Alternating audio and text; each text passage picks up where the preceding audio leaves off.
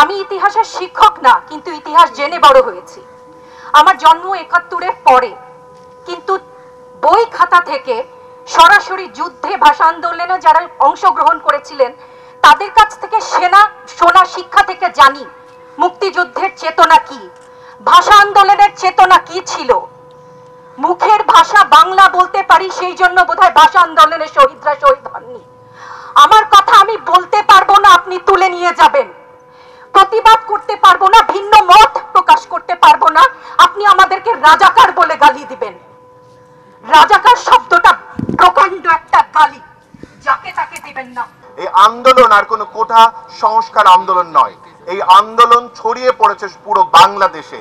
এটা বাংলাদেশের আন্দোলন।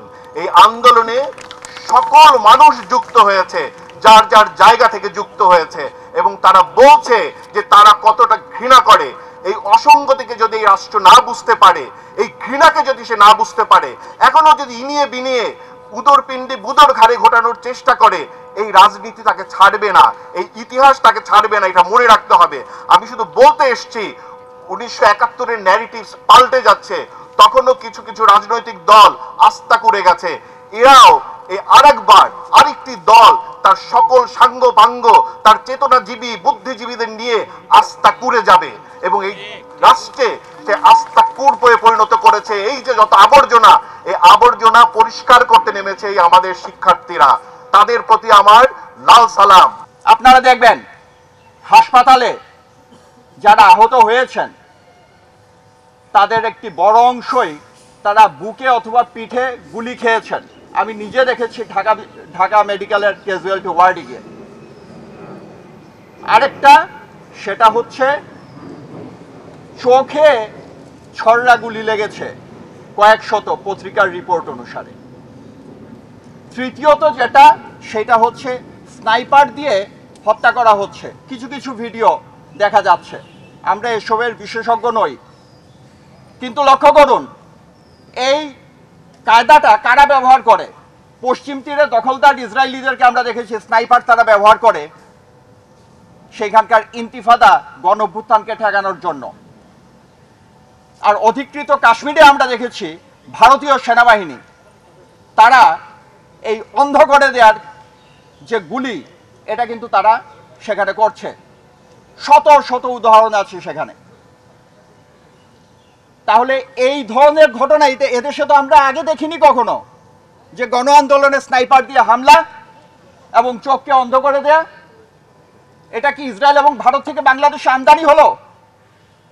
এসব প্রশ্ন তো আজকে এখন জনগণের ভেতর থেকে উত্থিত হচ্ছে, লোকে কথা বলছে, এবং আমরাও সেটা শুনতে পাচ্ছি। আমি শেষ করব এই জায়গায় এসে, 1969 সালে অধ্যাপক শামসুজ্জোহা ছাত্রদের রক্ষা করতে গিয়ে শহীদ হয়েছিলেন ফেব্রুয়ারি মাসে।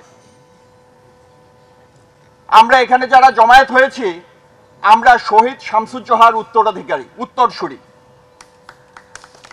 আর আমাদের যে সন্তানরা, যে ছাত্ররা যে অধিকারের জন্য, যে বৈষম্যহীনতার বিরুদ্ধে দাঁড়িয়েছে, লড়াই করছে, তারা হচ্ছে মুক্তিযোদ্ধাদেরই উত্তরসূরি।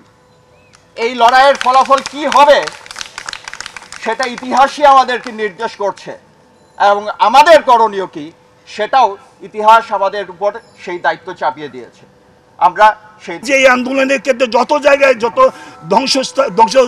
ধ্বংসকর কার্যকলাপ হয়েছে, প্রত্যেকটা জায়গায় দেখবেন একটা গ্যাপ ক্রিয়েট করে দেওয়া হয়েছে যা ধ্বংসযোগ্যটা হয়, এবং ধ্বংসযোগ্য হলে উন্নয়ন হবে। আমি বলবো ন্যারেটিভটা চেঞ্জ করেন, প্রকৃত তত্ত্ব উদ্ঘাটন করেন, বিচারের আগেই বিচার করবেন না। যে কাউকে আগে থেকেই আমাদের সরকারি কর্মকর্তারা যেভাবে যে কাউকে নাম ধরে আগে থেকে দোষী সাব্যস্ত করে ফেলছেন, দয়া করে এইটা কোনো গণতান্ত্রিক রাষ্ট্রের চরিত্র হতে পারে না। আপনার গণতান্ত্রিক ধারায় আসেন। আর সবচেয়ে বড় কথা হলো, অশীতিপর বৃদ্ধ যারা কথা বলতে পারেন না, যারা চিন্তা করতে পারেন না, তারা অন্তত রাজনৈতিক নেতৃত্ব থেকে এখন সরে দাঁড়ান। তাদেরকে সরকারি কর্মকর্তারা পরিচালনা করে। এখন আর রাজনৈতিক নেতারা মন্ত্রীরা নিজেরাও কথা বলেন না, কথা বলে সরকারি কর্মকর্তারা। আপনারা সুস্পষ্টভাবে দেখেন সব জায়গায় কি হচ্ছে। আমি বলবো ছাত্রদের উপর যে মামলা হচ্ছে, হাজার হাজার মামলা হচ্ছে, মামলাটা হলো পুলিশের মামলাবাজি, এবং সেই মামলাবাজি হলো পুলিশের ব্যবসা। আপনারা এই ব্যবসা বন্ধ করুন। ছাত্রছাত্রীদেরকে বিরুদ্ধে অযথা মিথ্যা মামলা ঘর থেকে বাচ্চাদেরকে ধরে নিয়ে আসতেছেন। সাধারণ শিক্ষার্থীরা যখন রাস্তায় নেমে বৈষম্যের বিরুদ্ধে আন্দোলন করে, সাধারণ শিক্ষার্থীরা যখন রাস্তায় নেমে ন্যায় বিচারের জন্য আন্দোলন করে, সাধারণ শিক্ষার্থীরা যখন তাদের মর্যাদার জন্য আন্দোলন করে, তখন যদি তাদের গায়ে গুলি চালায়, সেটা কি সংবিধান লঙ্ঘন নয়? দলে দলে ব্লক রেট দিয়ে আমাদের ছাত্র সন্তানদের ভ্যানে করে নিয়ে যাওয়া হচ্ছে, কোথায় নিয়ে যাওয়া হচ্ছে, গুম করে ফেলা হচ্ছে, মেরে ফেলা হচ্ছে, আমরা কিছু জানি না। আমার এক ছাত্র রাত 12:30টার সময় ফোন করে বলল, স্যার আজিমপুরে ব্লক রেট দিচ্ছে, এখন কি করব? আমার 2 বন্ধু এখানে আটকা পড়ছে, তারা খুব ভয় পাচ্ছে। আমি বললাম রাত 12:30টার সময় আমি কি করব, আমি নিজেও বুঝতে পারছি না। তো তোমাদের দেখো, যদি কোনো বিপদ হয় আমাকে জানিও। ভাগ্যক্রমে কোনো বিপদ হয় নাই, তারা বেঁচে গেছে, কিন্তু এরকম সৌভাগ্যবান কিন্তু সবাই না।